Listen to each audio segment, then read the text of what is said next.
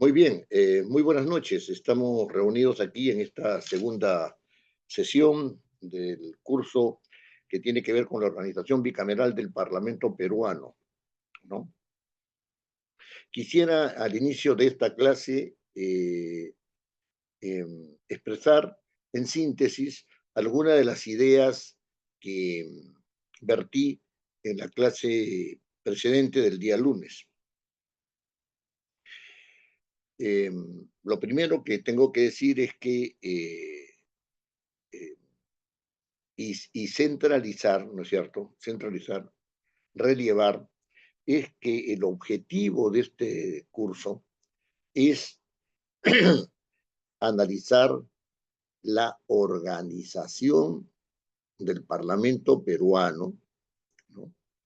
Con miras a la bicameralidad.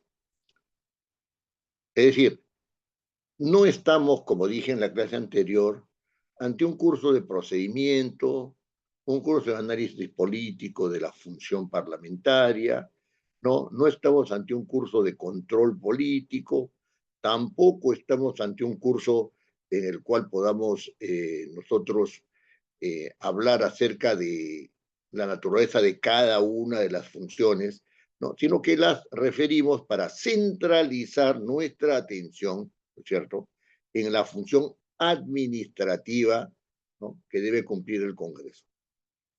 De hecho, el Parlamento unicameral, cuando establece y cuando aprueba la norma 31988, que es la ley de reforma por la cual se pasa de la unicameralidad a la bicameralidad, ¿no es cierto?, es que ha centralizado su atención en la función administrativa del Parlamento. Ese es su foco de atención. No es un foco excluyente, pero es el foco de la atención, ¿no es cierto? Todas las otras funciones, ¿no?, giran en torno a este foco administrativo. Otra de las ideas que se vertieron es que eh, esta actividad administrativa del Parlamento, ¿no?, este cumplimiento de su función de organización del Congreso, ¿no?, es un acto de representación. Desde nuestro punto de vista, ¿no?, la función representativa no es una función, es una característica inherente del Parlamento, ¿no?, que es manifestada por el actuar de los congresistas dentro del Parlamento, ¿no?, a través de la función legislativa, de control político, la función presupuestaria, la función propiamente política, la función eleccionaria, ¿no es cierto?, ¿no?, pero que tiene por foco, vuelvo a repetir, la función administrativa del Parlamento, ¿no? Y tenemos que ver el contenido de este curso, ¿no?, con un criterio dinámico y no con un criterio estático, ¿no?, porque estamos en un momento de tránsito entre la función, perdón, entre el Parlamento bicameral y el Parlamento, perdón, entre el Parlamento unicameral y el Parlamento bicameral. Claro, hemos dicho que la reforma en su aspecto fundamental dado por la ley 31988, ¿no?, tiene un foco, ¿no es cierto? En técnica legislativa, ¿no?, esto se llama el núcleo, ¿no es cierto? El núcleo de la materia legislada en esta norma está en el artículo 90, ¿no?, de la Constitución, y en este artículo 90 de la Constitución es que se establecen dos cámaras como parte de la organización del Parlamento. Dijimos también que había un problema respecto a los reglamentos, ¿no es cierto? Nosotros los reglamentos. Pero lo que me interesa en este momento es resaltar que en el pensamiento de los que impulsaron la bicameralidad, esto se conoce por las intervenciones que han habido a lo largo del debate, ¿no? Se trata de adicionar una cámara más para evitar los excesos de la cámara única. Y yo creo haber dicho que esta manera de pensar no es una manera bicameral. Se trata de dos modelos, un modelo unicameral y un modelo bicameral. ¿No es cierto? Si se habla de bicameralismo, aquí lo que se está queriendo decir, ¿no es cierto?, es que existen dos cámaras cuyas relaciones, ¿no es cierto?, implican un cambio cualitativo respecto a la no relación que hay entre una cámara, en una misma cámara, porque es imposible que haya una relación. Hay una sola cámara. Y entonces estamos ante dos modelos distintos. No hemos adicionado el Senado a una Cámara de Diputados que ya existía. No, no, no, no. Los 130 diputados que se van a elegir no son los 130 congresistas de la Cámara Única. Son 130 diputados que van a tener que ejercer sus funciones en un modelo que se llama un modelo bicameral. Sin embargo, debo dejar en claro a este respecto que si se piensa que se trata de la adición de una cámara distinta para evitar los excesos de una sola cámara, estamos ante un parlamento no bicameral, porque este pensamiento no está pensando en la bicameralidad, no está planteando la bicameralidad, sino que está planteando una unicameralidad de dos instancias, ¿no? Y mi posición respecto al modelo bicameral que han planteado por la ley, que ha sido planteado y además ha sido aprobado mediante la ley 31988, es que este no se trata sino de un bicameralismo formal. En realidad, el pensamiento que rige esta norma es un pensamiento unicameral. Y finalizando la clase anterior, yo me referí a tres problemas que existen, ¿no? Y que yo creo que, si bien no están siendo debatidos, pueden tener alguna implicancia, quizás para la teoría constitucional y quizás para la historia del constitucionalismo peruano y latinoamericano, ¿no? Que son los siguientes. El primero, ¿no es cierto?, es el tema de la vigencia de la norma. No queda claro cuándo la norma 31988 está en vigencia. No está claro. No está claro si ya ingresó una parte de ella a vigir. No está claro si está en su totalidad en vigencia. No está claro si está en su totalidad no vigente. Lo otro es lo que he reflexionado, ¿no es cierto? No está claro tampoco si es que hay dos cámaras formalmente establecidas, ¿no es cierto? Y estamos ante un régimen bicameral, o si hay dos cámaras formalmente establecidas y estamos ante un régimen unicameral. Y lo tercero que ha planteado es si los reglamentos pueden ser dados por el Parlamento unicameral al amparo de la ley 32135, ¿no?, que otorga autorización excepcional al Parlamento unicameral para dar estos reglamentos, ¿no es cierto?, para cada una de las cámaras legislativas, la de diputados y la de senadores que se constituirán, ¿no? Este asunto no está claro porque, como ya he dicho, ¿no?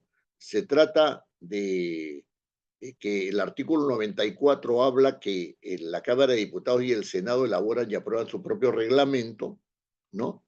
Y que no hay ningún otro órgano que pueda hacerlo, ¿no es cierto? Y el otro, digamos, el otro fundamento que nos deja en dudas acerca de esta atribución que puede tener el Parlamento unicameral es que eh, no hay forma, ¿no es cierto?, de que este artículo 94, ¿no?, sea perforado, ¿no es cierto?, por una autorización excepcional. Las normas constitucionales, desde mi punto de vista, no admiten excepciones. No, no admiten excepciones. Muy bien. Mi buen amigo Julio del Pino, que asistió a la clase anterior, me ha llamado, me llamó inmediatamente terminada la clase, diciendo que yo había afirmado que estábamos ante tres cámaras y no ante dos cámaras, ¿no? Y lo dijo en razón de una intervención mía diciendo que si bien el artículo 90 de nuestra Constitución establecía con claridad que se trataba solamente de dos cámaras, ¿no es cierto? Y que la institución parlamentaria no podía tener más órganos que eh, ordenaran eh, su quehacer, ¿no? Yo había dicho que el artículo 94 de la Constitución se hablaba de tres reglamentos, uno de la Cámara de Diputados, uno del Senado y otro del Congreso, ¿no? Yo he revisado con detenimiento, ante una observación de esta naturaleza, yo, por supuesto, he tenido que revisar mi intervención anterior por medio de la grabación y me he dado cuenta que no ha afirmado eso. Lo que quiero dejar en claro es lo siguiente. Cuando hablemos de la bicameralidad, ¿no?, nos vamos a dar cuenta que hay una manipulación de el texto constitucional que da razón de comportamientos, perdón, de propuestas legales reglamentarias que parecen, eh, no parecen, sino que de hecho crean un órgano más por la vía reglamentaria. Y eso está mal. No es procedente, ¿no? Pero en todo caso lo dejo ahí porque mi posición es que solamente hay dos órganos que eh, organizan, ¿no?, valga la redundancia, que organizan el quehacer parlamentario y de ninguna manera el Congreso puede ser un órgano, sino que es la institución que se manifiesta por el quehacer de la Cámara de Diputados y del Senado. El día de hoy vamos a entrar a realizar un diagnóstico que yo creo que es somero, en el sentido de que en tan poco tiempo no se puede ahondar mucho en esto, ¿no? Pero que es necesario. Es decir, hablar de bicameralismo en las circunstancias actuales, ¿no?, implica que hagamos primero un balance, ¿no?, que hagamos un diagnóstico de qué ha ocurrido con la unicameralidad. De hecho, de hecho, ¿no? Este diagnóstico se hace necesario porque si hay 35 reformas reglamentarias, perdón, de constitucionales, de las cuales solamente dos son las que nos ocupan, ¿no?, y que son centrales, ¿no? Entonces, tenemos que preocuparnos, ¿no?, de los, digamos, de los dispositivos constitucionales que están implicados en esta reforma. Y si existen 201 reformas al reglamento del Congreso, tenemos que preocuparnos por aquellas reformas al reglamento del Congreso, ¿no?, que actualmente le dan la fisonomía del tratamiento de la organización bicameral. Unicameral, perdón. Unicameral. Muy bien. Entonces, empezaremos diciendo lo siguiente, ¿no? Como parte, como inicio de este proceso de diagnóstico y de reflexión sobre el Parlamento unicameral, con miras a plantear, ¿no es cierto?, a tener en cuenta y plantear alternativas respecto de las dificultades que encontremos en el camino. El Parlamento unicameral, ¿no?, como ya he expresado en la clase anterior, es una excepción en la tradición constitucional peruana, ¿no? En la tradición constitucional peruana, ¿no?, todas, absolutamente todas las constituciones, ¿no?, consagran un régimen bicameral, ¿no?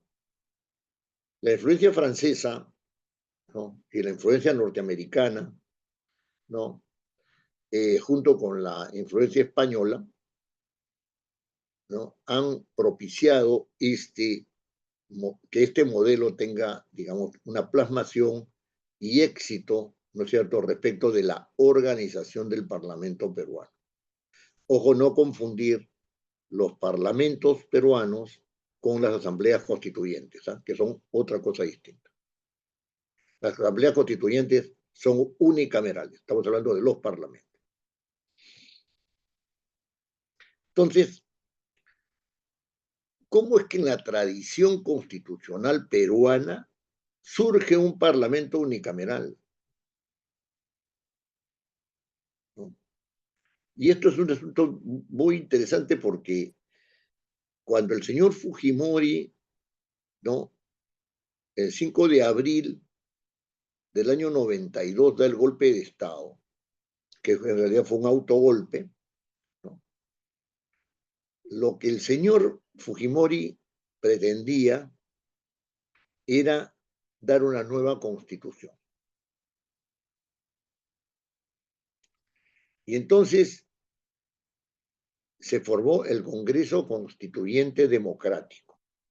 Es decir, como era un Congreso Constituyente Democrático, tenía una sola Cámara,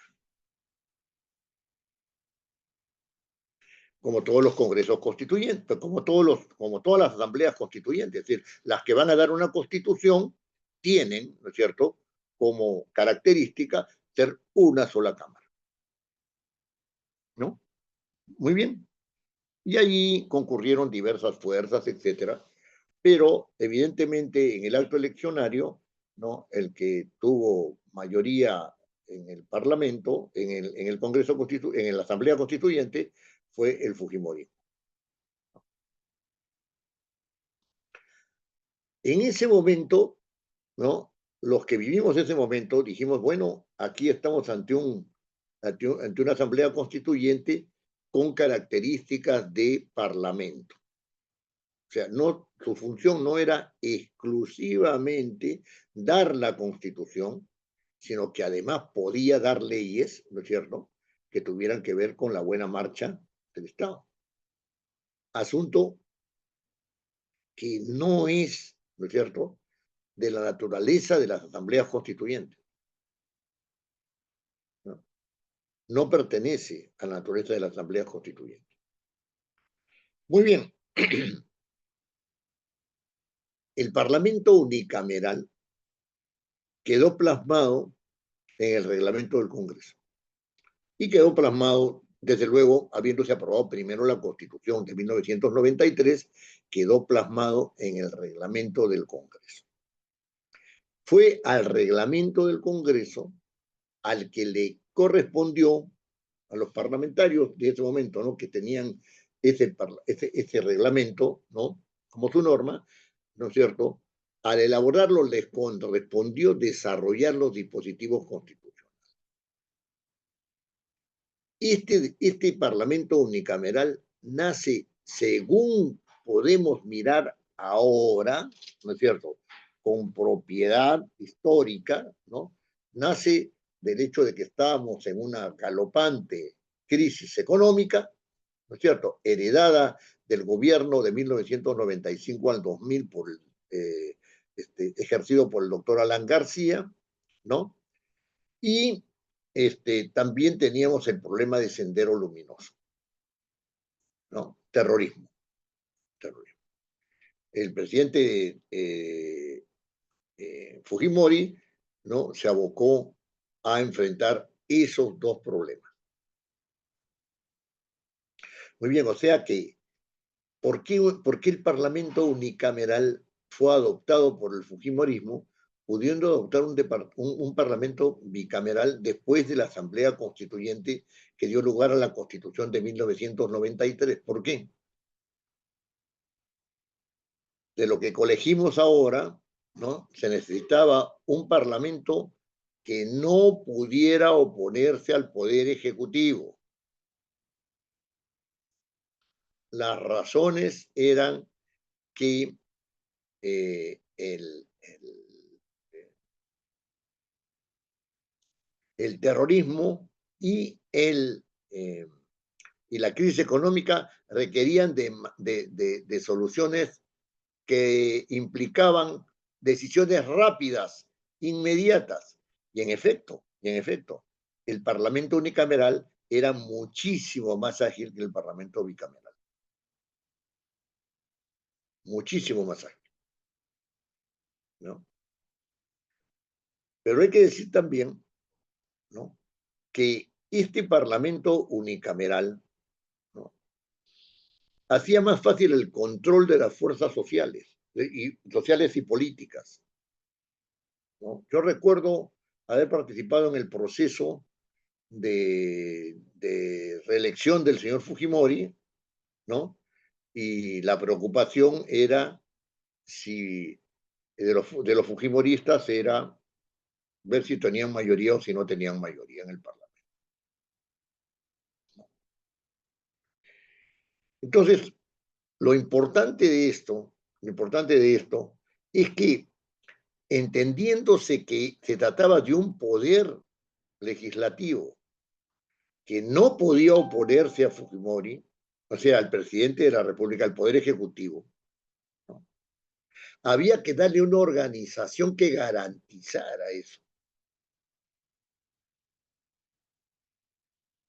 No solamente era una cuestión de mayorías, sino que había que establecer una organización que garantizara de que esas mayorías iban a tener canales adecuados para realizar la función que se había propuesto de no interferir con el Poder Ejecutivo y además de superar los dos problemas centrales en ese momento, que era el problema del terrorismo y el problema de la hiperinflación.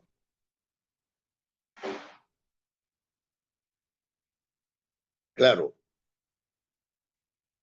en un principio el señor presidente Fujimori no quería parlamento. Él quería gobernar, ¿no es cierto?, con una dictadura, ¿no?, en el cual él fuera el dictador, ¿no?, en el sentido de que él fuera el que marcara el paso y nadie más pudiera hacerle oposición. Pero después de una conferencia internacional que hubo en Bahamas, ¿no?, el presidente Fujimori no tuvo sino que aceptar que las presiones internacionales eran muy fuertes y que él, no pudiendo oponerse, tenía que crear un parlamento. Pero dijo, bueno, no hay ningún problema, creamos un parlamento a la medida de nuestras necesidades. Son decisiones políticas, ¿no? Y creó un parlamento que se entiende que se ha manejado hasta todos estos años, ¿no es cierto?, estos 35 años a la medida, ¿no es cierto?, del modelo eh, mirado, ¿no es cierto?, desde la perspectiva fujimorista. Y hago notar que no estoy diciendo desde la perspectiva del señor Fujimori, sino la perspectiva de un partido, ¿no es cierto?, que predomina hasta el día de hoy, sobre todo en el ámbito parlamentario, ¿no? Muy bien. ¿Cuáles son los órganos que gobiernan el Parlamento? ¿No? En los cuales se organiza, perdón, el Parlamento. ¿Cuáles son los órganos?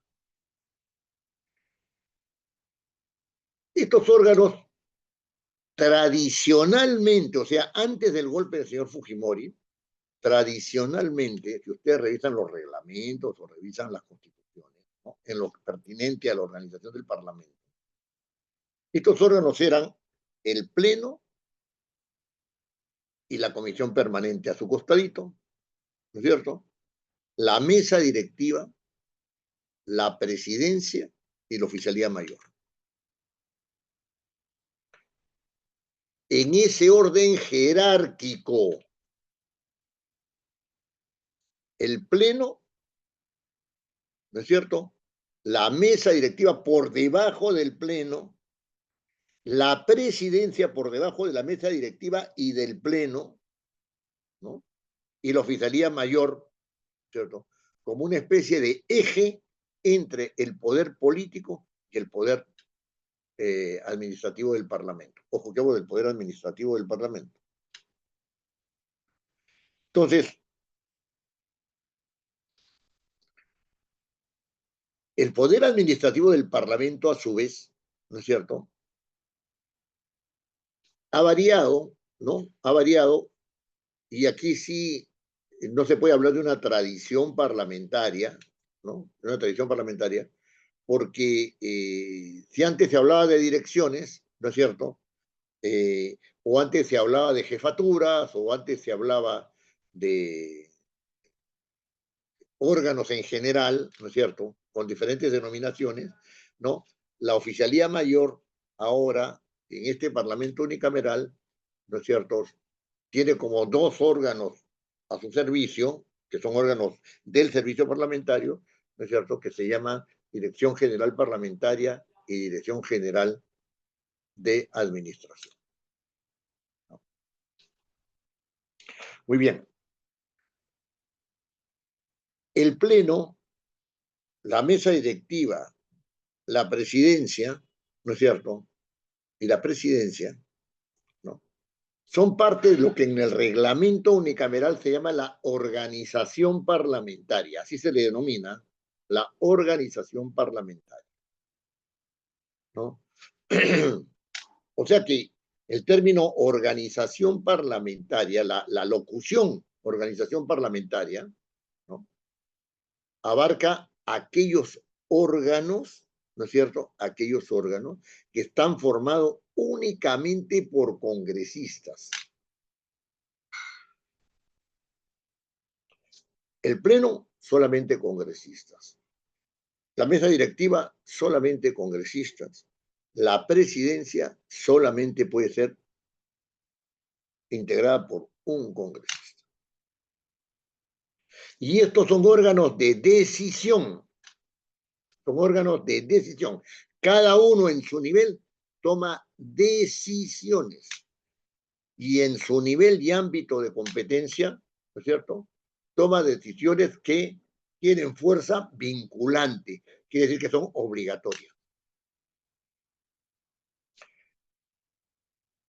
El Pleno da leyes o resoluciones legislativas y aprueba también mociones de orden del día.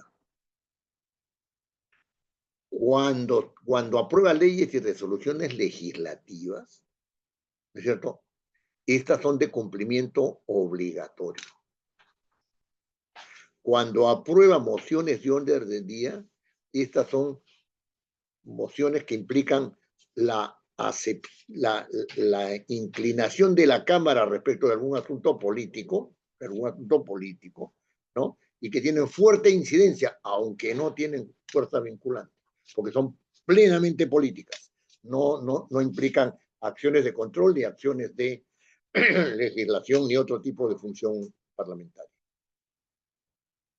Pero a estos órganos propios de la organización del Parlamento unicameral, ¿no es cierto?, se aunan tres órganos, ¿no es cierto?, también propios de la organización parlamentaria, o sea, solamente integrados por congresistas que tienen carácter de no ser órganos de línea, sino que son órganos asesoriales. ¿Cuáles son? El primero es el consejo directivo. El segundo es la junta de portavoces. Y el tercero son las comisiones. Son órganos asesoriales, no son órganos de línea. Y no son órganos de línea porque las responsabilidades y la causación de esta recaen sobre el pleno, la mesa directiva y la presidencia.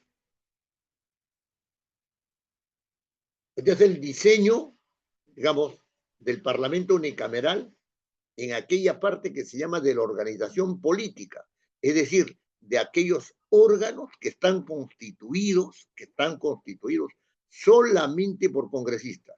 Repito, el Pleno, 130 congresistas, primero eran 120. Segundo lugar, la mesa directiva, ¿no es cierto?, que se conforma según disposición del reglamento del Congreso. El presidente, que es el titular de la mesa directiva y del Parlamento, como veremos después, ¿no es cierto? Mientras que el Consejo Directivo, ¿no es cierto?, formado por la mesa directiva y los portavoces en número correspondiente a la cantidad de su grupo parlamentario, esto lo vamos a ver con más detenimiento después, ¿no es cierto? Y la Junta de Portavoces, formada por la mesa directiva y los voceros de los grupos parlamentarios, ¿no es cierto? Y las comisiones, ¿no es cierto?, que están en el reglamento del Congreso establecidas como tales, son 24 comisiones ordinarias, ¿no es cierto?, ¿no? 24 comisiones ordinarias, ¿no? Son órganos de asesoría y de trámite. Entonces, esta es la organización, digamos, del Parlamento unicameral en cuanto a los órganos que forman parte, ¿no es cierto?, de la organización política del Parlamento, donde se toman decisiones no solamente técnicas, sino políticas. Yo le llamo organización política porque me parece que el término organización parlamentaria que consta en el reglamento y que se refiere a este tipo de órgano es un término infeliz, ¿no?, impropio.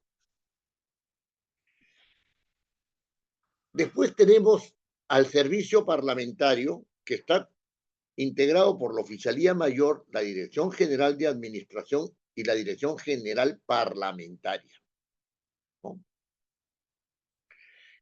Estos órganos a su vez se subdividen, ¿no? Ustedes han escuchado hablar del diario de los debates, ya pertenece a la Dirección General Parlamentaria. Han escuchado hablar de la de la Oficina de Transcripciones, a la Dirección General Parlamentaria. Han escuchado hablar de la Oficina de Actas, a la Dirección General Parlamentaria. La Oficina de Relatoría y Agenda, también a la Dirección Parlamentaria. Pero también han escuchado hablar de recursos humanos, ¿no es cierto? También han escuchado hablar, ¿no es cierto?, de la Oficina de Capacitación, ¿no? También han escuchado hablar de la Oficina de Remuneraciones. Todas estas últimas y otras más pertenecen a la Dirección General de Administración. El oficial mayor, como veremos con detenimiento, es el titular del servicio parlamentario. Pero al mismo tiempo es el nexo entre el servicio parlamentario y la organización política.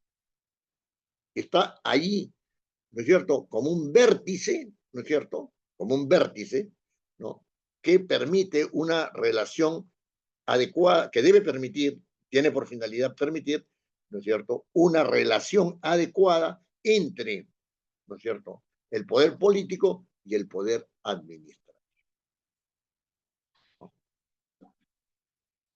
Las relaciones entre el poder político y el poder administrativo las relaciones entre el poder político y el poder administrativo, las vamos a ver en su momento, ¿no? En su momento. El día de hoy nos vamos a dedicar, ¿no es cierto?, a estos órganos, ¿no es cierto?, en razón de sus funciones, ¿no es cierto?, y interrelaciones, pero solamente de aquellos que forman parte de la organización política del Parlamento y de este Parlamento unicameral. Este diseño, desde el punto de vista político, ¿no? Desde el punto de vista político, estuvo muy bien pensado. Ya, tienen que haber sesiones plenarias, sí, perfecto. Tiene que haber una mesa directiva, perfecto. El presidente tiene que ser un presidente que mande, sí, muy bien. Bueno, entonces vamos a hacer que los grupos políticos tengan una fuerza determinada, ¿no es cierto? Y que el fujimorismo, como grupo parlamentario, mande. Y entonces creamos la Junta de Portavoces y creamos el Consejo Directivo. La doctora Marta Chávez, ¿no?, que es ampliamente conocida en el ámbito político, ¿no? Conversando una vez con ella, le dije, Marta, porque ella ha sido compañera mía en la universidad y estudió Derecho y estudió Lingüística. Me dijo, yo no sé por qué han creado el Consejo Directivo. Perdón, yo no sé por qué han creado la Junta de Portavoces, o el Consejo Directivo era suficiente. Y esta afirmación va a tener resonancia cuando hablemos de la organización bicameral. Pero esos son los dos órganos, ¿no es cierto?, asesoriales a través de los cuales, ¿no es cierto?, se ejercía una fuerza determinada que no permitía ni que el Pleno, ni que la mesa directiva, ¿no es cierto?, tuvieran funciones fuertes.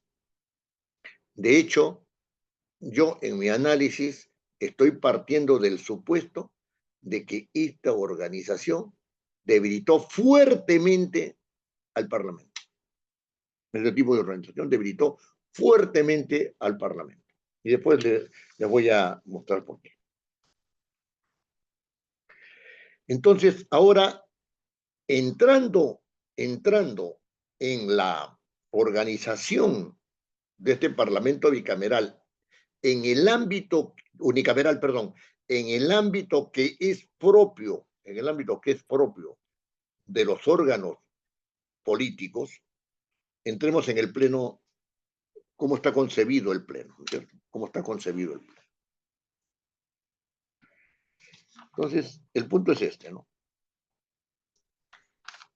El pleno, según se detalla en el artículo 29 del reglamento del Congreso, ¿no?, es la máxima autoridad deliberativa del Parlamento. La función principal del Parlamento es deliberar. Y como consecuencia de esa deliberación, se adoptan acuerdos. Y estos acuerdos tienen que ver con la aprobación de las leyes o tienen que ver con la aprobación de acciones de control político o tienen que ver con la aprobación del presupuesto, ¿no es cierto? O tiene que ver con la aprobación de mociones de orden del día que tienen carácter político, como ya he explicado, ¿no?, además de otras funciones, ¿no? Y entonces, lo fundamental del pleno era deliberar. Sin embargo, no había deliberación. No había deliberación. En la vía de los hechos, ¿no?, lo que se dijo lo que se hizo es lo siguiente. Es importante que los grupos parlamentarios, ¿no?, tengan participación en este debate. Pero como, eso lo he escuchado yo, lo que les voy a decir, pero como el debate es una pérdida de tiempo, Y necesitamos hacer las cosas de manera acelerada porque eso es necesario para superar el terrorismo, las leyes antiterroristas, o superar el, la crisis económica. Entonces vamos a hacer una fuerte restricción, ¿no?, de los tiempos parlamentarios. ¿Cómo lo vamos a hacer? Otorgándole 5 minutos a cada congresista. Pero no vamos a decir, ¿no es cierto?, no vamos a actuar en razón de que tienen 5 minutos, sino que vamos a darle esos 5 minutos a cada congresista a través de su grupo parlamentario.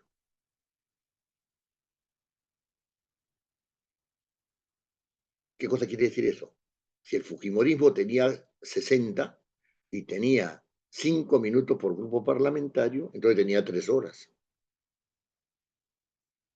Pero si había un grupo parlamentario que tenía 5, tenía solamente 25 minutos. La opción fue cuantitativa.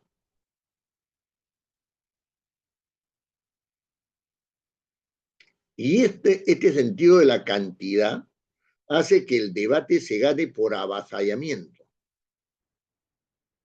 ¿Qué significa que se gane por avasallamiento?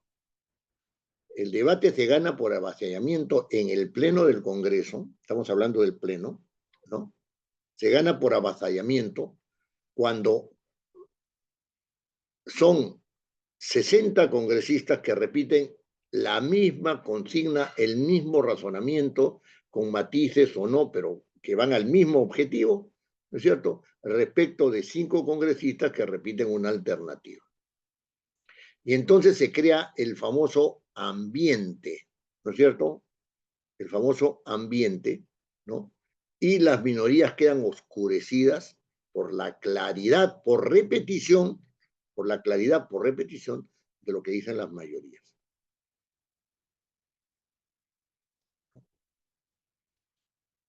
Nosotros tenemos un modelo, pensaban los fujimoristas. Este modelo se tiene que realizar de todas maneras.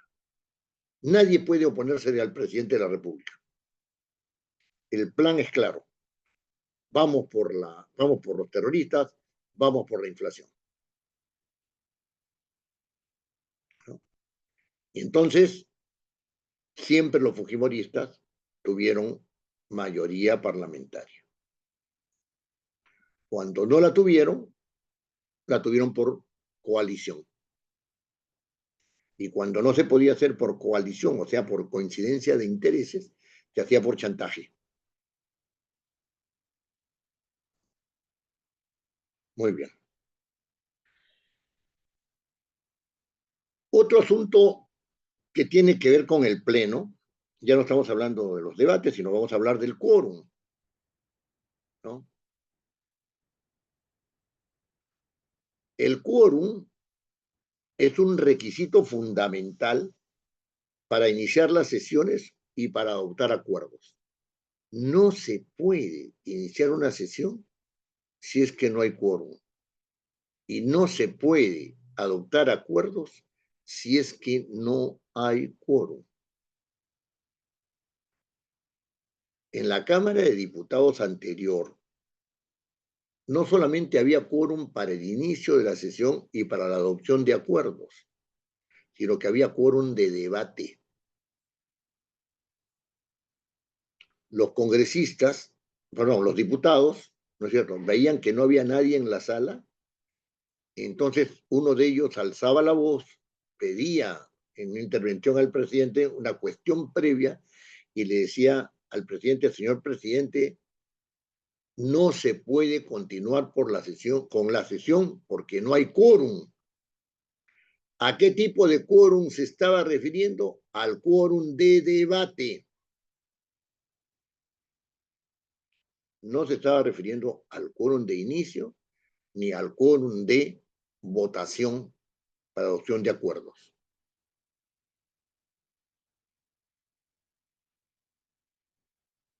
¿Qué es el quórum?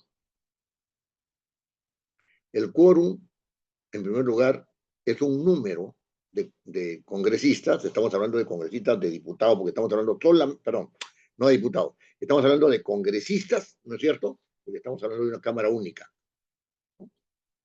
¿Cuál es el quórum de diputados? El quórum de congresistas. ¿Cuál es el quórum de congresistas? En esta Cámara única, la mitad más uno del número legal, ¿no es cierto? Pero no decían del número legal solo, sino del número legal menos. Y entonces decían, es la mitad más uno del número de hábiles. De hábiles. ¿Y qué cosa es un congresista? ¿Cuál es el número de congresistas hábiles? Cuando un congresista está no hábil o no está hábil. Entonces decían, bueno, señores, el asunto es muy sencillo, ¿no? Hay un número de congresistas que son 130, ¿no? Pero no todos están hábiles. ¿Quiénes no están hábiles? Los que están con licencia.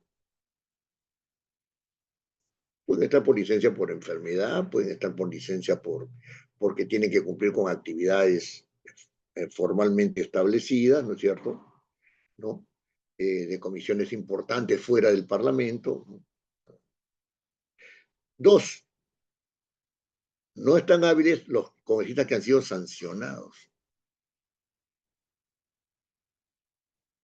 ¿No? Y entonces hay un congresista que es sancionado porque con 120 días de legislatura, porque así lo propuso la Comisión de Ética, y entonces 120 días de legislatura y listo estaba. No, él no podía formar, él estaba inhábil, ese congresista.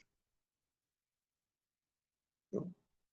Y había un se había contemplado también un supuesto en el cual el congresista no se hubiera incorporado, pero ese es un supuesto que lo dejamos de lado porque generalmente, todos los congresistas se incorporan, ¿no es cierto? No vamos a entrar en detalles a ese respecto porque lo que nos interesa es cómo funciona este órgano,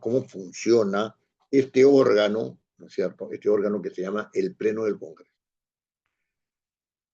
Y entonces se dijo, bueno, el límite para que los congresistas se declaren no hábiles es del 20%.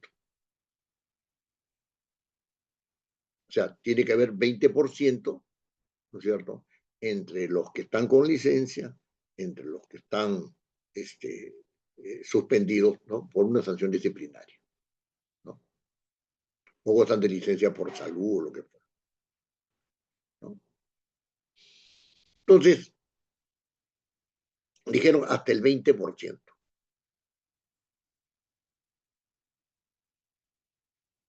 Se dijo que las licencias debían ser aprobadas por el Consejo Directivo. ¿Y por qué por el Consejo Directivo? Bueno, así es el reglamento, pues. ¿Y por qué no lo hace la Junta Directiva? Bueno, eso nosotros hemos establecido que lo haga el Consejo Directivo. El Consejo Directivo no podía reunirse nunca, o podía reunirse muy pocas veces antes de la sesión, y las solicitudes de licencia llegaban a veces con 24 horas de anticipación o con 2 horas antes de la sesión. ¿Estaban dentro del 20% o no estaban dentro del 20%? ¿Eran autorizadas o no autorizadas por el Consejo Directivo? Era algo que no se sabía en el momento de la sesión de qué se trataba. Y entonces el señor relator, ¿no es cierto?, a instancia del presidente decía, hay tantos congresistas con licencia, el quórum es de 104, vamos a suponer. El quórum se hace sobre 104, porque son el 20% de 130 es 26, ¿no es cierto? Entonces 104. ¿Cuál sería el quórum?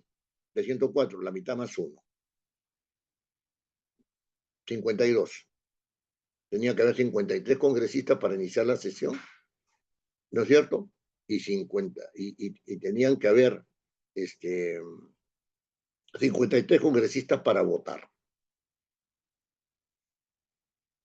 Eso es lo que se exigía en este momento de la sesión. Si estaban los 130, El quórum era de 66.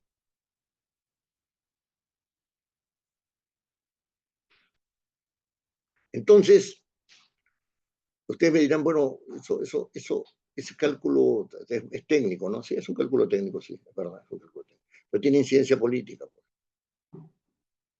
Como no había primera ni segunda hora, ¿no? No había primera ni segunda hora, se entraba con rapidez, ¿no es cierto?, a el orden del día, ¿no?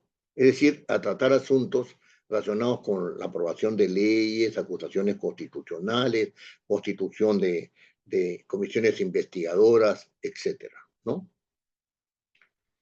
Entonces, presencia de ministros, actos de control político como censuras, invitaciones, etcétera, ¿no? Muy bien.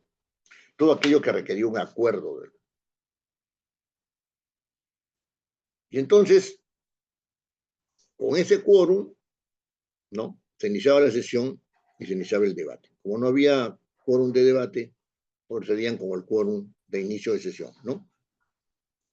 Entonces, la pregunta que se hace aquí es, ¿cómo es que el quórum, ¿no es cierto?, garantiza la función de representación, el principio, la aplicación del principio de representación?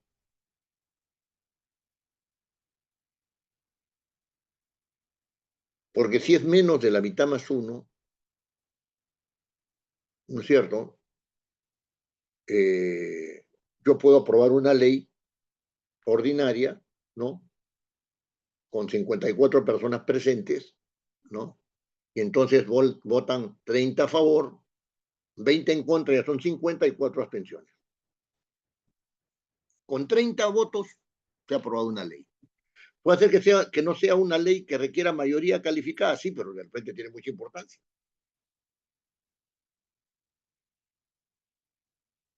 Pero ahí estaba. Y entonces, si la representación era de 130, la pregunta que uno se hace inmediatamente, ¿por qué el quórum no puede ser siempre de 66? Con un mínimo para 66. Y cuando se habla del quórum de votación, uno tiene que decir, ¿y por qué las leyes tienen que ser aprobadas con 40 votos, 30 votos o 100 votos? ¿No es cierto? ¿Con qué lógica, con qué criterio? Una ley ordinaria, ¿por qué?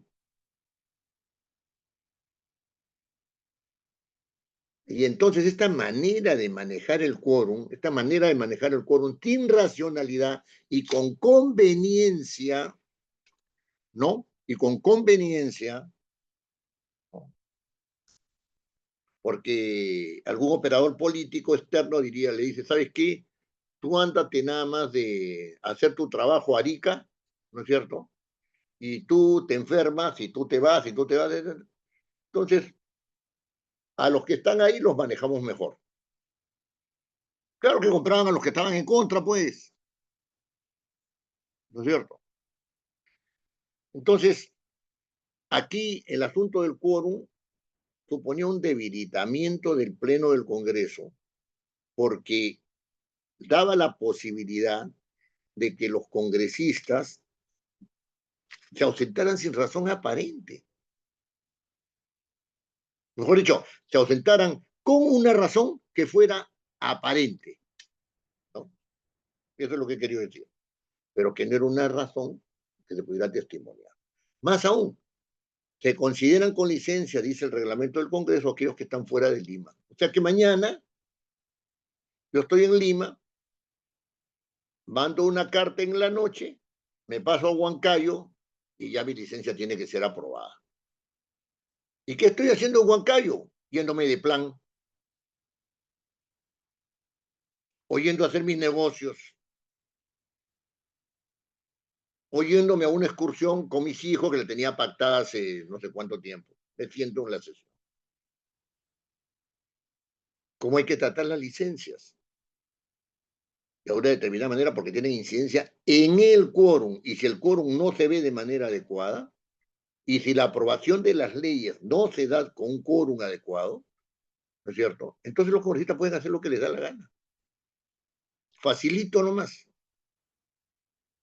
¿no? Fíjense, esta cuestión de la votación es bien interesante, porque existe lo que se llaman las votaciones ordinarias, a las cuales me he referido, ¿no? Que pueden ser aprobadas con la mayoría de los presentes. Entonces basta con que haya quórum, entonces apruebas con 30 votos, con 40 votos, ¿no? En algunos casos, si hay alto nivel de abstención, entonces se puede aprobar hasta con 25 votos. Porque si las abstenciones son menos que los votos, entonces las abstenciones no cuentan, pues se aprobó igual. Pero en el Pleno, y esto también lo ha debilitado, se han tratado las abstenciones como si fueran votos.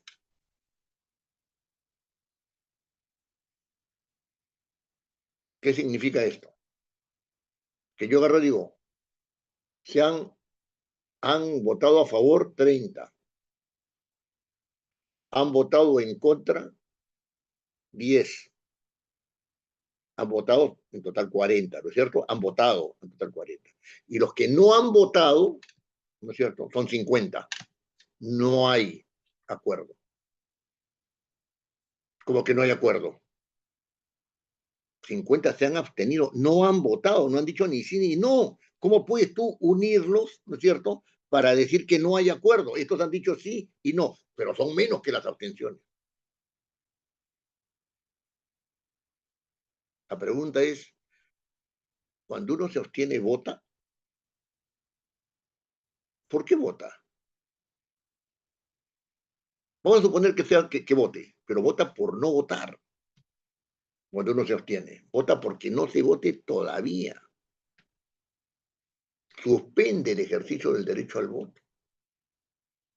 Eso es totalmente distinto a votar. Y entonces lo que debía hacer el Pleno,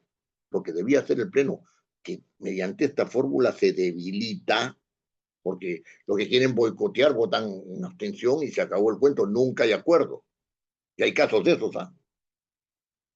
Ahora les cuento uno, ¿no? Entonces, lo que debía hacerse es, el presidente debería decir, las personas que entiendan que todavía no se debe votar, no hace expresarlo.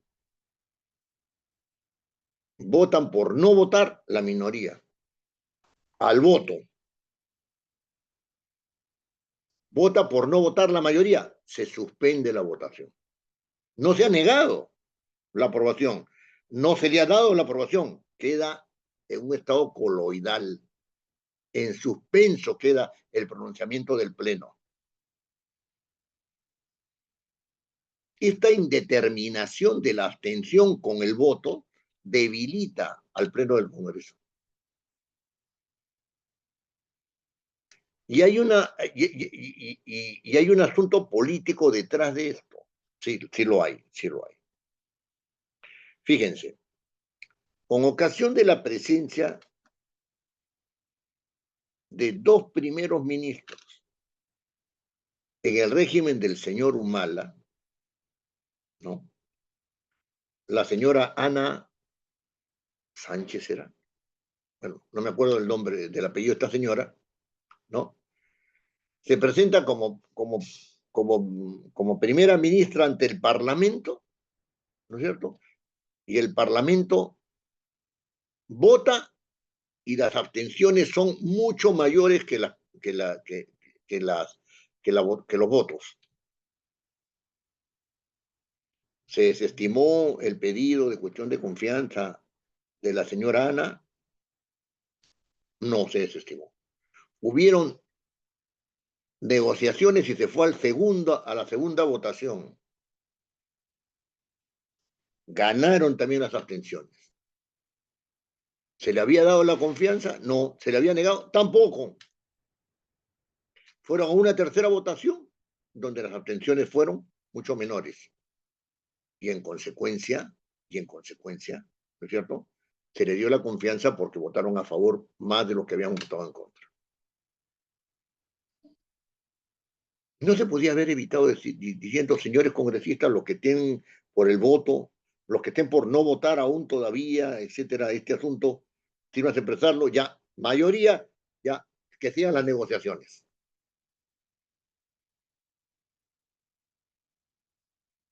No es el único caso,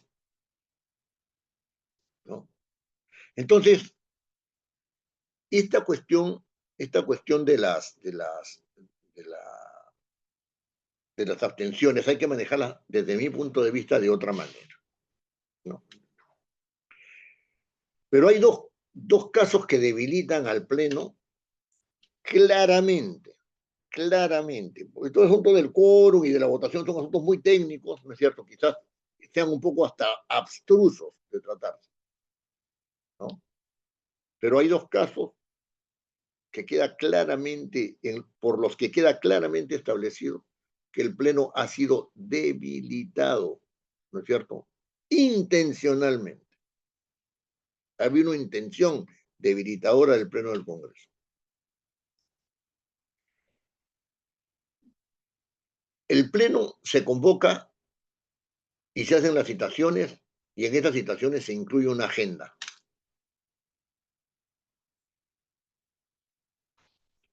Los congresistas llegan a la sesión, ¿no es cierto?, con una agenda determinada. Esa agenda determinada puede ser variada, sí, puede ser variada. Se puede cambiar, por ejemplo, la prelación. Esto que está en el punto 40 puede pasar al punto octavo o al primero, ¿no? Es una variación de agenda. Puede ser variada en qué otro sentido. Puede introducirse algo, ¿no es cierto?, por la razón que sea, ¿no es cierto?, en un tiempo determinado para que sea tratado de inmediato en el Pleno, o que sea tratado en el Pleno aun cuando no sea de manera inmediata. Puede ser. ¿Quién realiza esa variación? La Junta de Portavoces.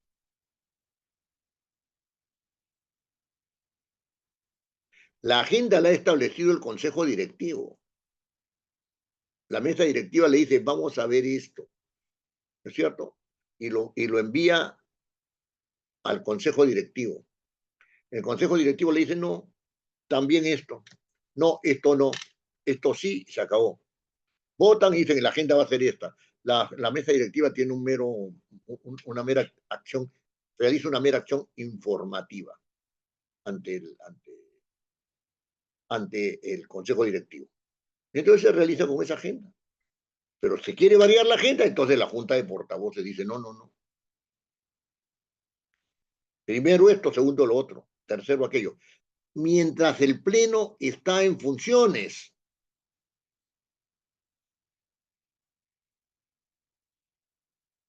¿Cómo un órgano asesorial, no es cierto?, le va a cambiar la agenda a un órgano de línea?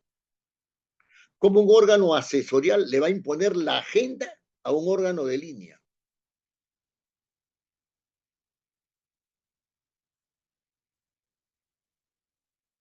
Es claro que el Pleno está debilitado.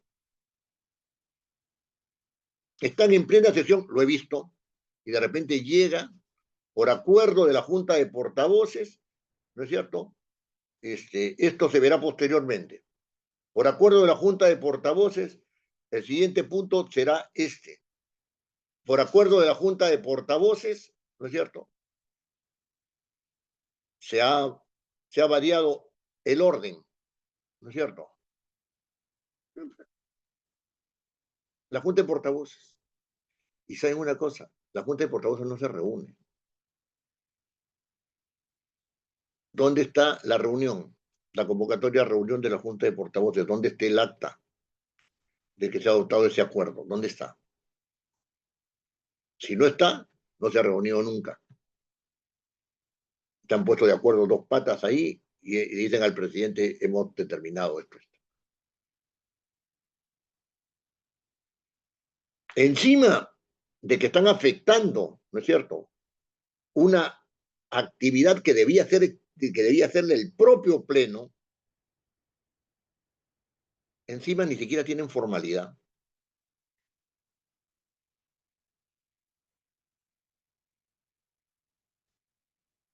El asunto debía realizarse del siguiente modo. Ha llegado el pedido del señor congresista para que se vea el pedido tal, ha llegado el pedido del señor presidente del Consejo de Ministros para que se vea esto con urgencia, ha llegado al voto del Pleno, al voto, y listo. Pero no, pues un grupete que sobreponga al Pleno y que diga, no. Esas son argucias políticas, ¿no? Argucias políticas de carácter administrativo. Y lo otro, que es un asunto delicado, es la dispensa del trámite de comisión. Sucede de que entra un proyecto de ley al Parlamento, va a la Oficialía Mayor, la Oficialía Mayor decreta, hace un borrador de decreto es como una orden, ¿no? Pase a la comisión tal. Van donde el primer vicepresidente, que es el encargado de dar el visto bueno, y el señor presidente, y el señor primer vicepresidente agarra y dice, ¿sabe qué? Esto hay que dispensarlo del trámite de comisiones. Señor, pero el artículo 105 de la Constitución dice que no se puede dispensar el trámite de comisiones. Ah, no, pero dice cuando el Parlamento haya establecido en el reglamento del Congreso las excepciones. Sí, sí, sí, es verdad, eso dice. La pregunta es dónde están las excepciones en el reglamento. No existen. No se puede dispensar, señor. No, pero le hemos otorgado esa atribución, se le hemos otorgado a la Junta de Portavoces. Y efectivamente, en el artículo 31A del reglamento, ¿no es cierto? 31A del reglamento dice, la Junta de Portavoces puede dispensar el trámite de comisiones con los 3/5. Un ratito. Pero para que la Junta de Portavoces pueda hacer la dispensa, tiene que haber la causal de dispensa. Eso dice la Constitución. No, no, no, no, no, no. Y así se han dispensado montones de proyectos del trámite de comisiones. El Tribunal Constitucional ha dicho que no, que la dispensa del trámite constitucional tiene un carácter excepcional y que ese carácter excepcional, ¿no es cierto?, indica que no se puede hacer regularmente. Y la pregunta es, ¿en qué momento el Tribunal Constitucional dijo, ¿no?, cómo había que interpretar esa parte del artículo que dice que las excepciones deben estar en el propio reglamento? No se ha pronunciado sobre eso. Ha dicho que el Congreso tiene un alto nivel de deferencia. Esa es la frase que ha empleado, ¿eh? La frase que ha empleado. Alto nivel, y por lo tanto puede, pues. Pero si es una disposición constitucional la que está estableciendo de que las excepciones se establecen en el propio reglamento. Vamos a suponer, ¿no?, que el Pleno del Congreso, ¿no?, que es el que da las leyes, es el intérprete de esa disposición constitucional, porque las disposiciones constitucionales se desarrollan o se interpretan por leyes, y el que da las leyes es el Parlamento. Y entonces le correspondería al Parlamento decir cuándo hay o cuándo no hay, ¿no es cierto?, un argumento suficiente como para dispensar del trámite de comisiones. Le correspondería entonces al Pleno. No, lo hace la Junta de Portavoces, porque pues, así es, pues, así es.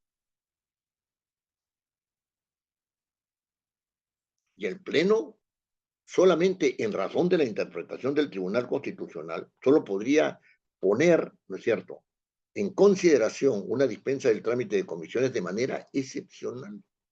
Y esa excepción supone que alguien ha hecho el pedido de dispensa del trámite de dictamen, el trámite de dictamen, ¿no?, y que ese pedido, ¿no es cierto?, está fundamentado en una causal que el Parlamento interpreta, que es una causal válida para dispensar del trámite de dictamen. No, no importa. Una función menos para el Pleno.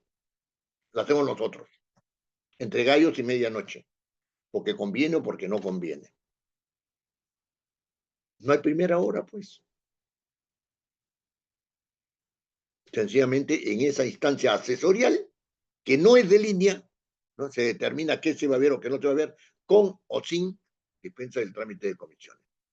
¿En qué queda el artículo 105 de la Constitución? En el aire, vaciado de contenido. Y otro asunto importante para finalizar digamos, este análisis del Pleno, del cómo se ha debilitado al Pleno del Congreso, ¿no? Cómo se ha debilitado al Pleno del Congreso, es que en el régimen bicameral hasta 1992 había mayor transparencia. Había información que se daba en el propio Pleno del Congreso, ¿cierto? Que ahora no se da y que yo considero que debe ser dada.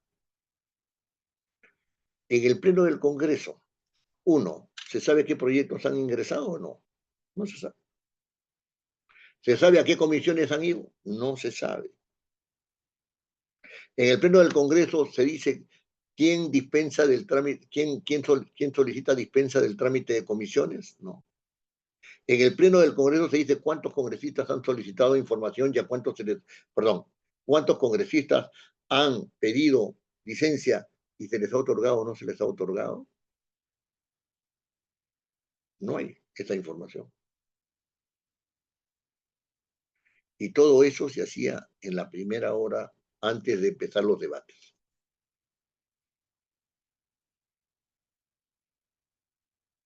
Y entonces la gente se entera por los medios de que se presentaba un proyecto y que ha sido enviado a las comisiones tales y tales.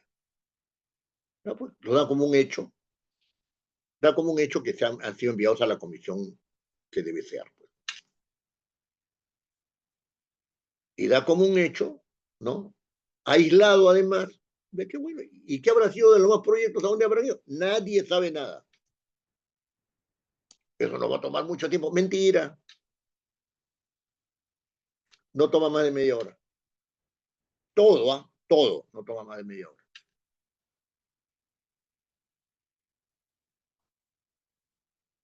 Señor presidente, ha ingresado el proyecto de ley número tanto del señor fulano de tal, proponiendo tal cosa, a la comisión tal, se para un congresista y alza la mano un congresista y la palabra, señor presidente.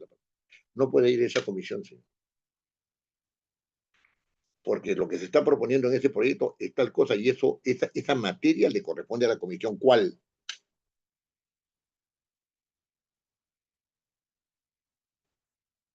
Al voto. Y ahí se cierra sin debate. Y ahí se cierra sin debate. Y se acabó el cuento. ¿Por qué no va a poder oponerse un congresista que lo deriven a una comisión o a otra?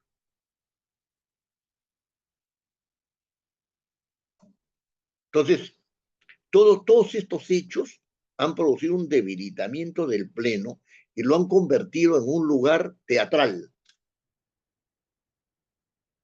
Bueno, y decir en un lugar teatral es ofender a los que hacen teatro, ¿no? En un lugar de simulación de debates, en un lugar de simulación de acuerdos con fundamento, en un lugar de simulación, ¿no es cierto?, de condiciones válidas para el ejercicio de la función congresal. ¿No? Muy bien. ¿Hay alguna pregunta hasta acá? Porque vamos a ingresar a la mesa directiva del Parlamento unicameral. Doctor Oviedo, ¿No? una pregunta. A ver, don Geoffrey Davey, dígame usted. Gracias.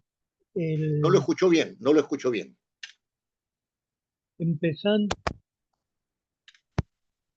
la clase de hoy día, argumentábamos que una de las razones para pasar a la unicameralidad anteriormente y ahora regresar a la bicameralidad, teníamos precisamente el tema de los tiempos.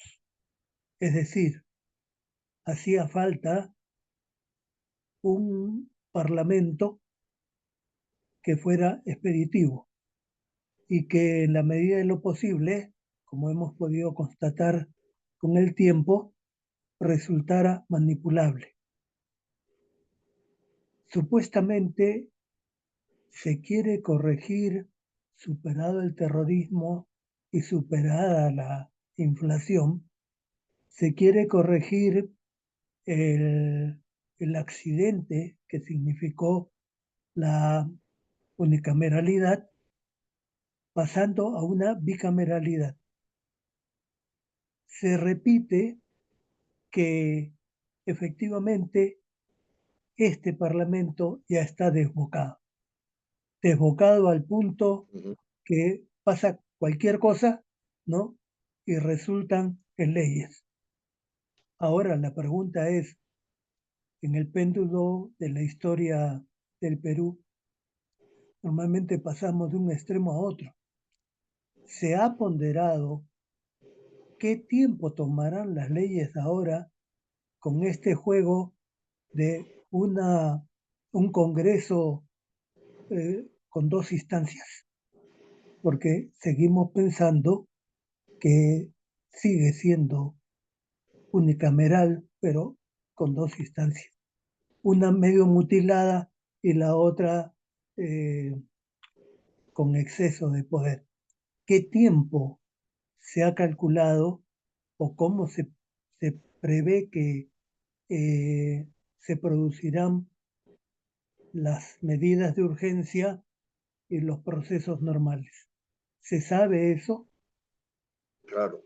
Bueno, a mí me alegra coincidir con usted, don Joffrey, sobre este tema de la unicameralidad de dos instancias, ¿no? Eh, y sobre el asunto de los tiempos, es un tema que no se ha tratado. Hay que frenar los arrestos de una sola cámara. Ya, pues lo frenamos con otra cámara. Eso significa, ¿no es cierto?, que uno tiene que tener conciencia de que con eso se produce un cambio de tiempos, ¿no es cierto?, en el tratamiento de las iniciativas parlamentarias, sean estas legislativas, sean de control político o de cualquier otro tipo, ¿no? Eh, no, no te he pensado. Y esto que es un asunto central, ¿no es cierto? Esto que es un asunto central, supone que hay una reflexión sobre el bicameralismo en cuanto a las posibilidades de superar limitaciones del unicameralismo, ¿no? Ya, si una limitación es que la Cámara Única se desboca, es decir, ya no tiene en cuenta los tiempos, todo lo quiere hacer rápido, etcétera, ¿no? Y ahora va a ser más rápido las cosas con las elecciones, ¿no? Se sobreentiende de que a esa velocidad se le va a meter un frenazo, porque está la otra Cámara. Eso no es cierto. El parlamento, la Cámara de Diputados hace su trabajo y remite al Senado la fórmula legal que ha aprobado. El Senado lo deja ahí a las calendas griegas o lo aprueba en 5 minutos. No se puede calcular los tiempos. No se puede. Porque la voluntad política va por encima de eso. Lo que extraña es que esa misma voluntad política, ¿no es cierto?, al arguir para el cambio la necesidad de un frenazo, no se da cuenta de cuánto es el tiempo que demorará, ¿no es cierto?, ver de aprobar un proyecto sin que eso afecte, ¿no es cierto?, la oportunidad de esa aprobación. Eso estará librado a la voluntad política del momento. Así es, a la voluntad política del momento. Y eso se da porque los grupos parlamentarios, los llamados grupos parlamentarios, no llegan con un programa político al poder, sino que llegan con un programa del poder ejecutivo, de su líder, del que está manejando el partido. he sugerido varias veces, y con esto termino este paréntesis, esta respuesta, perdón, diciendo que cuando hay un proceso eleccionario, el debate no solamente tiene que ser entre los candidatos presidenciales, sino entre los que son cabeza de lista para el Parlamento. Por eso es que yo soy opuesto a que el candidato presidencial también pueda postular a la Cámara de Diputados o al Senado. O el candidato a la vicepresidencia pueda postular a la Cámara de Diputados o al Senado. Y soy partidario de que el segundo vicepresidente sea la cabeza del Senado. Eso sí. Perdón, la cabeza del grupo parlamentario que postula al Senado. ¿No? Entonces, ¿por qué? Porque la preparación es para el gobierno. Poquísimos son los partidos que están preocupándose. Bueno, poquísimos es un decir. No hay partido que esté fuertemente preocupado por su labor congresal, por sus candidaturas congresales y la labor congresal como parte del debate, del debate eleccionario. El debate eleccionario. No, los niveles de eficiencia, ¿no es cierto?, en el Parlamento no están garantizados. No están garantizados. Muy bien. Si no hay alguna otra pregunta, voy a pasar rápidamente a la mesa directiva porque ya son las 9 de la noche y la verdad es que mis amigos argentinos deben estarme mirando con malos ojos porque allá son las 11 ya, ¿no? Muy bien, pero este tema del diagnóstico no se va a quedar solamente en esta clase, ¿no es cierto? Tiene que irse madurando a través de otras reuniones.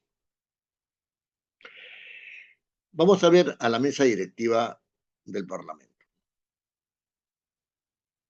Fíjense, una de las cosas interesantes es que las mesas directivas a lo largo de todo el desarrollo histórico del Parlamento han variado, ¿no? Han variado en su composición, ¿no? En algunos casos, como ahora son 4, en este periodo, los 35 años, a veces han habido mesas de 5, en el periodo bicameral anterior, habían 7 o 8 miembros de la mesa directiva, ¿no? Y así sucesivamente. O sea que no hay un número, ¿no? No hay un número. En el imaginario social, la mesa directiva es la que manda en el Parlamento. Es la que ordena el trabajo parlamentario. Es la que determina cuáles son los lineamientos por los cuales va a ir el Parlamento.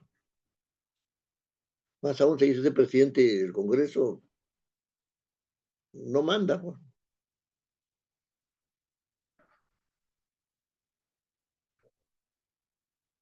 Y entonces, en el imaginario social, estamos ante un órgano director que en la vía de los hechos parece no tener dirección. O sea, no ejercer dirección. Y más aún, si en la mesa directiva confluyen varios partidos políticos, o sea, representantes de varios partidos políticos, o sea, no hay una mayoría suficiente como para determinar una mesa directiva de un mismo partido político, entonces se dice que el Parlamento no tiene dirección política. ¿No? Desde mi punto de vista, esto es cierto. Pero es cierto a pesar de, o sea, no debía ser así. No debía ser así. Miren, la mesa directiva, en cuanto a sus funciones, es regulada por el artículo 33 del reglamento, ¿ya? De este reglamento del Congreso unicameral.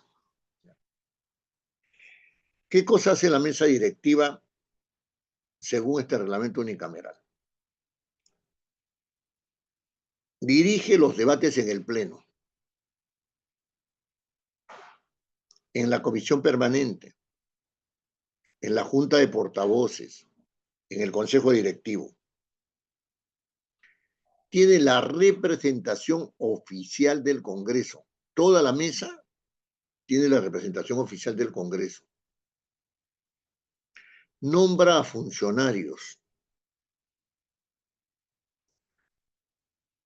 a sugerencia del oficial mayor. ¿Quién nombra al oficial mayor? No, así dice el reglamento, ¿no? O sea, nombra a funcionarios a sugerencia del oficial mayor. No. Después realiza acciones de personal, o sea, de contratación, de nombramiento, ¿no es cierto? De personal. Aprueba el presupuesto y la cuenta general de la Cámara. No sé, perdón, no de la Cámara, del Parlamento, ¿no? Estamos en un Parlamento unicameral, ¿no? Aprueba su presupuesto y su cuenta general, es decir, de cómo se ha establecido, cómo se ha efectuado, ¿no es cierto?, la labor presupuestal, ¿no es cierto? Y recibe las iniciativas que tengan los señores congresistas, ¿no? Muy bien.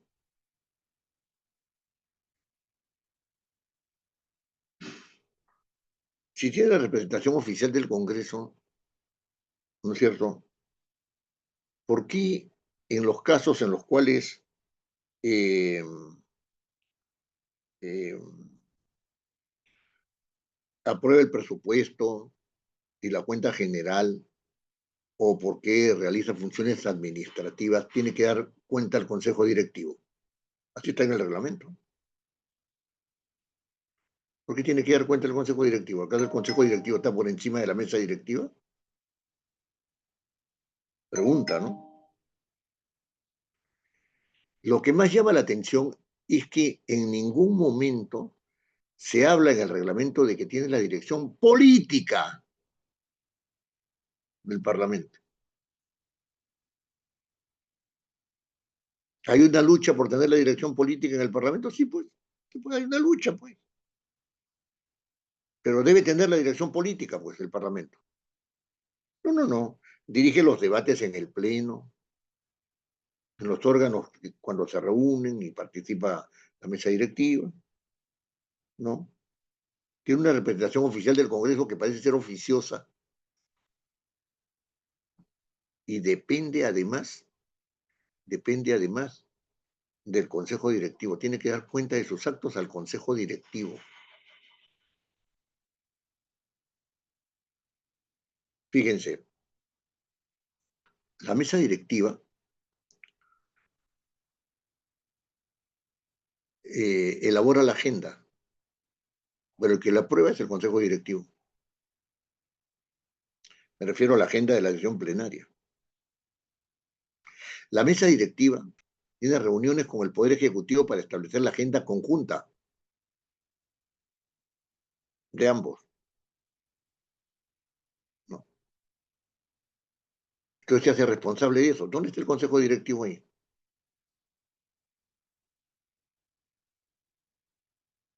No está, ¿no? La mesa directiva tramita, ¿no es cierto?, los cuadros de comisiones para que se vean en el Pleno. ¿Quién los elabora? ¿Quién los elabora? El Consejo Directivo.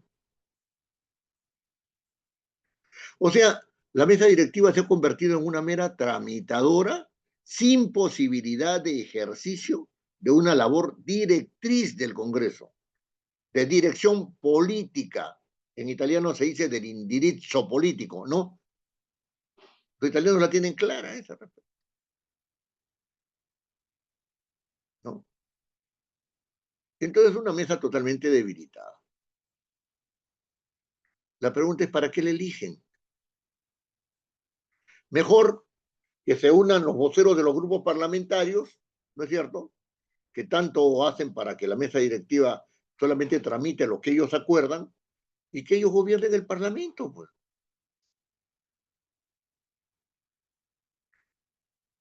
O sea, aquí resulta que los órganos que tienen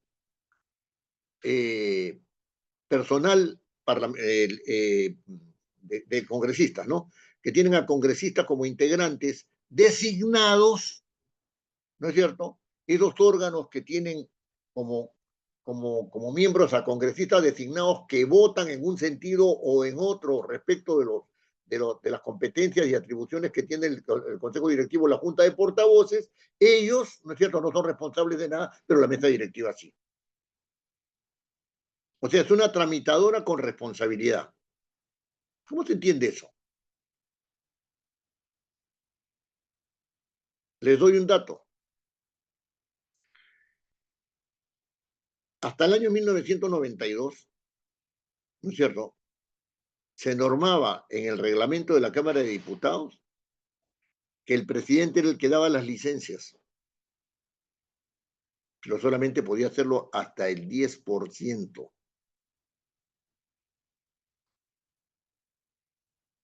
Quiere decir que eran 80 señores diputados, 180 señores diputados, y solamente a 18 les podía dar licencia. Pero así como se les podía dar licencia, se las podía denegar. No te doy licencia. Entonces, el que era denegado en su pedido de licencia iba al pleno del Congreso, está en el reglamento, y ponía en consideración del pleno un pedido de que se le diera la licencia contra lo que había determinado la mesa directiva. Pero si habían más de 18 congresistas, de 18 diputados, perdón, que podían darse, que pedían licencia, los que restaban eran puestos en consideración del Pleno del Congreso.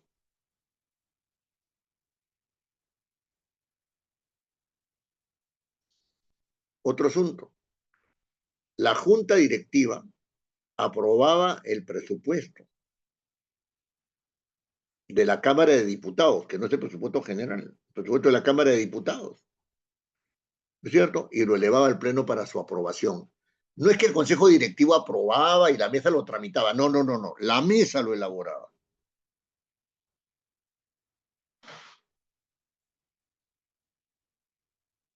Y además, ¿no es cierto? No, la mesa directiva no era la que aprobaba la cuenta general, sino era el Pleno. ¿Y quién elaboraba la cuenta general? No era la mesa directiva. Era la comisión bicameral, era la comisión de economía o la comisión de presupuesto. No, la comisión de presupuesto de la Cámara de Diputados. Elaboraba, ¿no es cierto? Elaboraba, ¿no es cierto?, un informe acerca de cómo se había manejado el presupuesto en la Cámara de Diputados. Y lo proponía al Pleno. ¿Eso podía causar la censura de la mesa directiva? Sí, podía causar la censura de la mesa directiva si es que no se hubieran utilizado bien, si es que no se hubiera gestionado bien el presupuesto.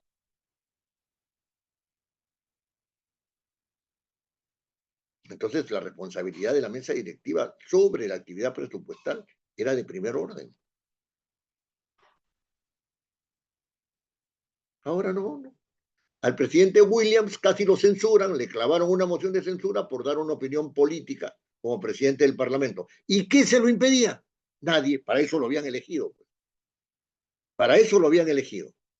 Eso se llama la dictadura de los grupos parlamentarios, ¿no? El argumento fue, antes de hablar, tendría que haber consultado con todos los otros. ¿Y para qué lo eligen? ¿Para qué lo eligieron?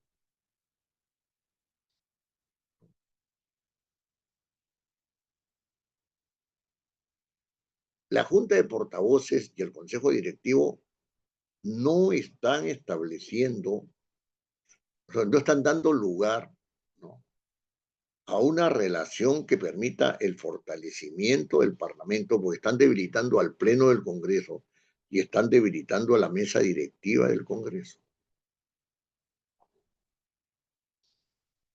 Tan es así que la señora presidenta del Congreso, la señora Camones, fue censurada porque se reunió con su jefe, el señor Acuña, cuando no tenía que hacerlo. ¿Se dan cuenta de lo que quiero decir, no? O sea, la señora Camones era la presidenta del Congreso y se fue a recibir órdenes del señor Acuña, a quien nadie ha elegido. O sea que la mesa directiva del Congreso puede ser defenestrada por una actividad política partidaria, y con razón, porque ha sido elegida. Y ha sido elegida con la mayoría de los votos, ¿no es cierto?, de los congresistas, y ha sido ungida la persona que ejerce la presidencia del Congreso, con toda su mesa directiva, como representantes de todo el Parlamento y no solamente de su grupo parlamentario. El señor Flores Arauz, cuando asumió la presidencia del Congreso, no recuerdo bien, pero me parece recordar que fue a finales del gobierno de Ollantumala, ¿no es cierto?, en un gesto político que lo honra, dejó su carnet partidario en oficialía mayor. Y lo anunció en público. Lo anunció en público. En este momento dejo mi carnet partidario en la oficialía mayor y me convierto en presidente del Congreso, no en presidente de mi partido. Fortaleció con este gesto la mesa directiva y la institución de la presidencia, sí la fortaleció. No se puede reducir la mesa directiva a un asunto que tiene que ver con la gerencia. Todos estos actos, con escasas excepciones, los puede hacer un gerente, el gerente de administración, la dirección general parlamentaria, el director de la dirección general parlamentaria. Y si quiere hacerlo, puede hacer por delegación. Pero al presidente a la mesa directiva del Congreso le corresponde señalar las políticas institucionales, la defensa del foro parlamentario. Eso es lo que le corresponde. Y ver, dar razón de actos administrativos, sí, tiene que dar su visto bueno a los actos administrativos, porque no puede dejar, ¿no es cierto?, al director general administrativo o al director general parlamentario que hagan lo que les dé la gana, ¿no? No es así. Entonces aquí tenemos ya dos órganos que han sido pensados para no tener decisiones o tener las decisiones interferidas, ¿no es cierto?, por órganos que toman decisiones pero que no se hacen responsables de ellas y que tienen que ver con las relaciones entre los grupos parlamentarios. En la clase anterior yo hacía tres preguntas, ¿no es cierto? ¿Los grupos parlamentarios poseen estatus constitucional? ¿No? ¿Cuál es su relación con el Parlamento? Los grupos políticos, ¿no?, parlamentarios. ¿Cuál es su relación con el Parlamento? El hecho de que sea elegido no quiere decir que sean tratados, ¿no es cierto?, de una manera que no es, ¿no es cierto?, la adecuada, ¿no es cierto? Y después, ¿deben ser parte de la organización del Congreso o no? Y sin embargo lo son, por la vía del Consejo Directivo y por la vía de la Junta de Portavoces. Lo dejo todo esto planteado y en la siguiente clase hablaremos de la presidencia y de los grupos parlamentarios. Muy bien. ¿Hay alguna pregunta que tengan que hacer? ¿Algún comentario al respecto? Yo estoy dispuesto a escuchar.